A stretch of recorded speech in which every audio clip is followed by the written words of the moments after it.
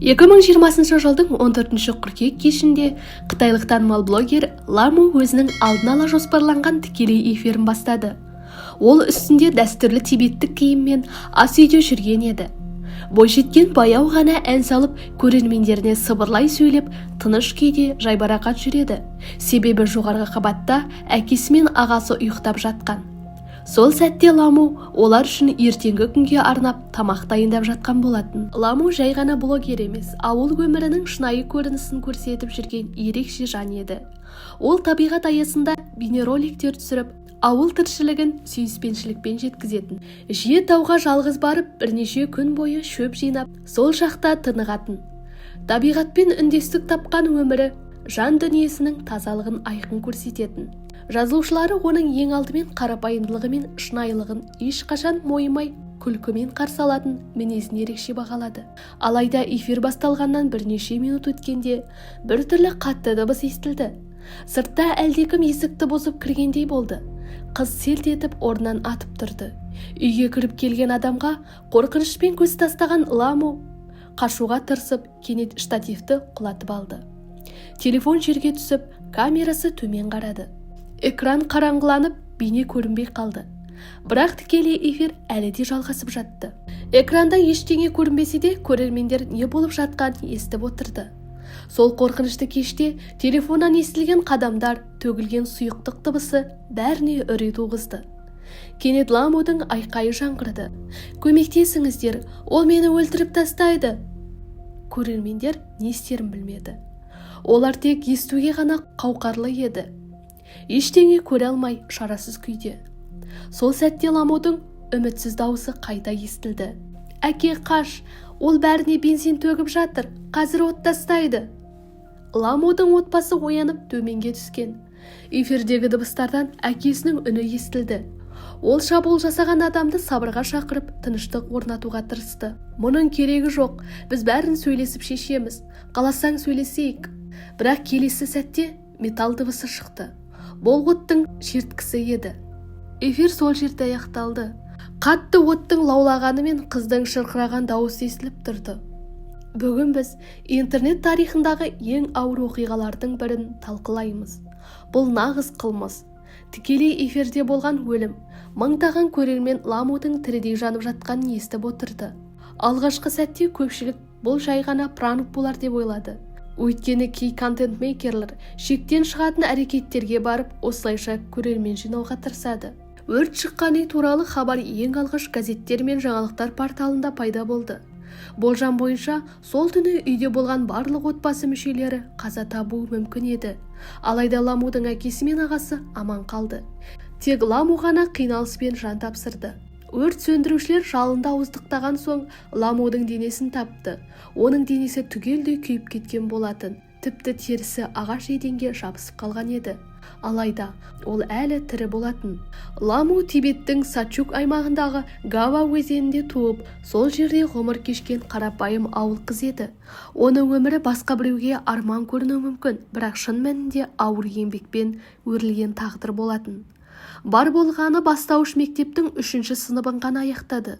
Одан кейінгі өмір тек еңбекпен айналысу ғана болды. Себебі отбасына көмектесу қажет болды.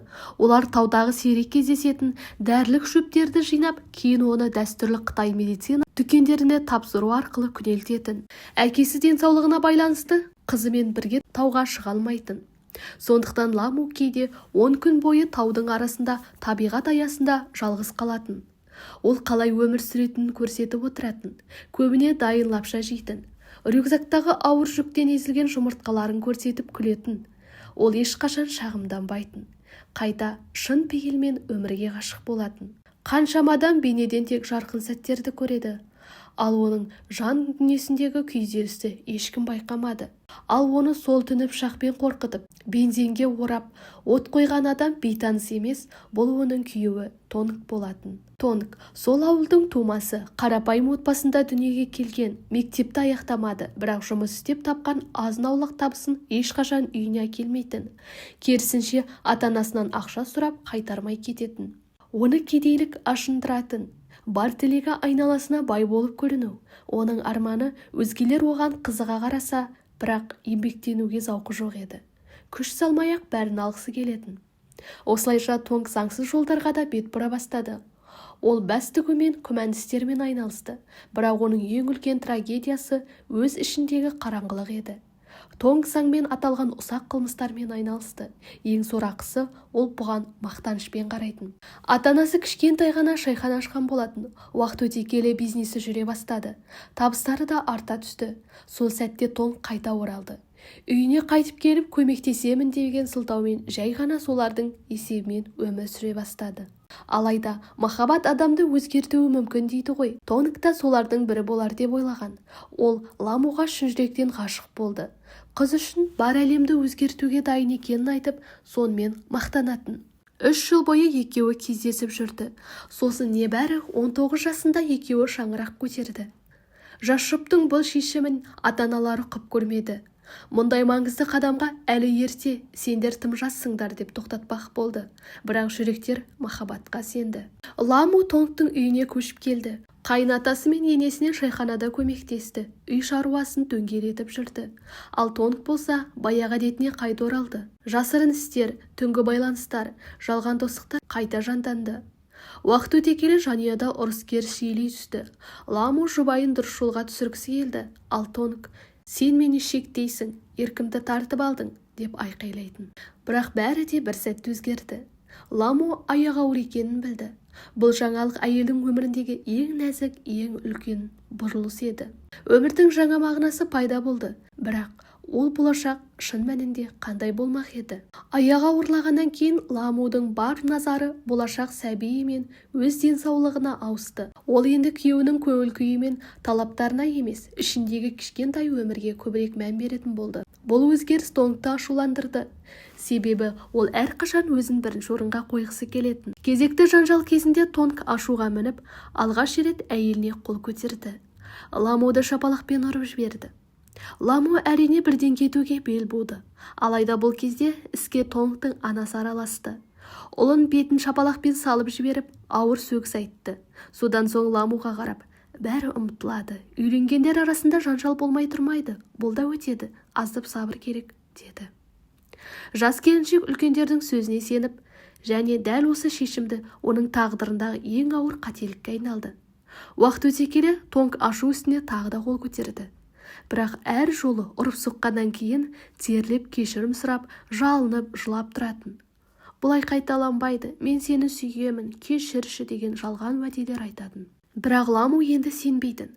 «Сенің кешірімің ештеңе де шешпейді. Мен шаршадым, мен кетемін», деді. Сонда ғана Тонгтың ішкі жауыз бейнесі ашылды.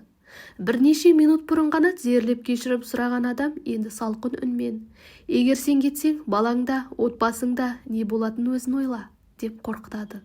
Ламу ешкімге бұл туралы айтпады. Үнсіз жүрді. Жәбір көріп жүрсе де тістеніп төзді. Ламу басынан өткен қорлық туралы ешкімге тіс жарып айтпады. Ол туғандарын алаңдатқысы келмеді. Ең жақын адамдарына, тіпті әпкесіне де ештеңе деген жоқ. Өйткені Тонгтың айтқан қорқынышты сөздері құлағынан кетпей, шын мәнінде орындалып кетеді ме деп қорықты. Сондықтан әр сапарында үйіне күлкімен кіріп, туыстарына жан сырын ашпай, жай ғана бәрі жақсы деген әсер қалдырып жүрді. Бірақ бұл азапты өмірде тағы бір ауыр соққы болды. Ламудың анасы қайтыс болды. Ол кезде Ламу некеде жүргеніне 3 жыл болған. Апасы алыс қалада күйеуімен және ұлымен тұратын. Сондықтан ол бір өзі екі үйдің шаруасын алып жүрді. Күйеуінің ата-анасына көмектесті. Сонымен қатар өз әкесіне де қолқабыс етті. Әкесіне күтім жасады. Күйеуінің көңілі болмаған кездерде ол Ламуға айқайлап, тіл тигізетін, кейде қол көтеріп соғып жіберетін. Мұндай жағдайлар тағы 5 жылға созылды. 2017 жыл. Ламу екінші рет жүкті болды. Ал тұңғышы сол кезде 11 жаста еді. Қиындыққа қарамастан тағы да тауға шығып, емдік шөптер теріп, оларды базарға өткізіп, жан бағумен болды. Сол уақытта ол өзіне Даин атымен TikTok платформасына парақша ашты. Бұл оның өміріндегі бір жарық сәуле еді. Бейне жазба түсіру оған стресс пен ауыр ойлардан арылуға көмектесетін жалғыз нәрсеге айналды. Ол қысқа видеолар түсіріп, туған өлкесінің сұлулығын көрсетіп отырды. Бірақ бірде-бір видеода ол үйдегі зорлық-зомбылықты айтқан емес. Бұл жағын ол қашанда жасырып қалуға тырысты. Алайда кейбір сәттерде экраннан оның ішкі мұңын, көзге көрінер-көрінбес қайғыны байқауға болатын еді. Мысалы, ол ең жақсы көретін адамдарының бірі әжесі қайтыс болғанда, күйеуі жұбатудың орнына оны тағы ұрған. Сол күні Ламу камераны қосып жылап отырып, маған өте ауыр, ана мен әжемді қатты сағынып жүрмін, деді. Сол жылы Ламудың танымалдылығы күрт өсті. Видеолары миллиондаған қаралым жинады. Кейде тіпті туристер оны көшеде танып, міне мынау сол таудың ішіндегі мейірімді қыз деп жатты. Ал мұндай танымалдылық күйеуіне мүлде ұнаған жоқ. Ол ашуға булығып, Ламудың өзгелердің назарына аударғанына, әлеуметтік желіге тым көп уақыт бөлінетініне ашуланды. 2020 жылдың наурызы, сансыз соққыдан, қорқудан, қорлықтан кейін Ламу ақыры шешім қабылдады. Ол жетер деді. Ол сотқа жүгініп ажырасуға арыз берді. Тонг оған тағы да қол көтерді. Балаларында өзінде өлтіремін деп қорқытты. Бірақ бұл жолы Ламу тоқтамай ары қарай жүрді. Ол сот ғимаратынан шығып келе жатып бейнежазба түсірді. Дауысы тыныш, жүзі жұмсақ. Қанша жылдан бері алғаш рет өзімді шын мәнінде тыныш әрі бақытты сезіндім, деді ол. Көрермендер оның бетінен макияж көрді. Бірақ бұл жолы бұл жай ғана сән үшін емес еді. Көзінің астында көгерген жерді тоналды креммен әрең жауып қойған еді. Бұл белгілердің артында не тұрғанын толық аңғарған жоқ. Оның күйеуі сол баяғы Тонг енді өз тактикасын өзгертті. Ол қайтадан мейірімді, тәрбиелі, отбасы үшін бәріне дайын адам бейнесін ойнай бастады. Сот балаларды екі ата-анаға тең бөліп берген соң, жағдай одан әрі күрделене түсті. Тонг Ламуға гүл сыйлап, таңғы ас дайындап, балалармен серуенге шығып, бұрынғыдай үй шаруасына көмектесіп жүрді. Бірге тауға барып, демалып қайтты. Ол енді мінсіз әке, мінсіз күйеу кейпінде жүргендей көрінді. Ламу жүрегі елжіреп сене бастады. Ол Тонг өзгерді. Алғаш танысқандай мейірімді, жанашыр адамға қайта айналды деп ойлады. Бірақ бұл сенім оның тағдырындағы тағы бір қателік болды. Қайта қосылған соң небәрі 10 күн өткенде Тонг Ламуға тағы қол көтерді.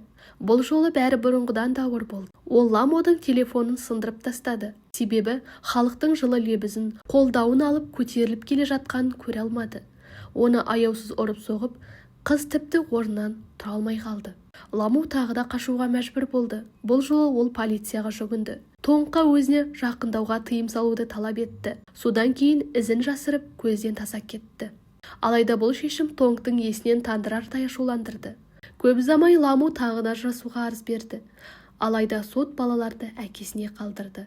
Себебі Тонгтың отбасы ауқатты еді, ақша бәрін шешіп тұрды. Сіңілісі Ламуға: "Қаш жаным, бұл тозақтан кет, үлкен қалаға бар, өміріңді қайта баста" деп жалынды. Бірақ Ламу бас тартты. Жақында шөп жинау маусымы басталғалы тұр еді. Әрі ол қартайған әкесінің жанында көбірек болғысы келді. Бұрынғы күйеуі балаларға анасымен сөйлесуге тыйым салғанына қарамастан, Ламу оларды қалдырып кете алмады. Ол бәріне шыдап қасында болуды жөн көрді. Бірнеше күн өткен соң ол өзінің парақшасында тағы да видео жүктеді. 2020 жылдың 14 қыркүйегінде кешкі сағат 8-де ажырасқаннан 2 ай өткен соң Тонг балаларды үйде қалдырып, бензин құйылған канистрмен мопедіне мінді де Ламудың үйіне бет алды. Алғашқы әрекет үйдің төменгі қабатын бекітіп кілттеп тастау болды. Ұйқыдан оянған Ламу айқайлап көмекке шақырды. Ал Тонг жанында пышақ ұстап бензинге малынған әйелінің мойнына тіке қадап тұрды. Әкесі далаға шығып көршілерді шақыру үшін айғайлады. Үй отқа оранған еді. Қарт адам қызын құтқару үшін ішке ұмтылды. Алайда ескірген ағаш еден опырылып, оны артқа лақтырып жіберді. Санасын жинағанда қайтадан жалынға оранған үйге кіруге тырысты. Өрт сөндірушілер 3 сағат бойы жалынмен күресті.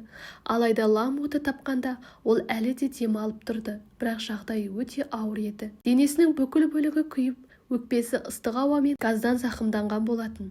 Мойнында пышақпен қалдырылған терең із байқалды. Ламудың әкесі халыққа ашық хат жазды. 2020 жылдың 14 қыркүйегінде менің қызыма бұрынғы күйеуі шабуыл жасады. Ол оны бензинге малындырып өртеп жіберді. Қазір ол ауруханада, дәрігерлер оны күйік орталығына ауыстыруды ұсынды. Бірақ бұл емдеу 1 миллион юань тұрады. Қызымды осындай күйде көру мүмкін емес. Бұл адамды өмірден үмітсіздікке жетелейді. Бірақ үміт үшін мен бар күшімді салып көмек сұрауға мәжбүрмін.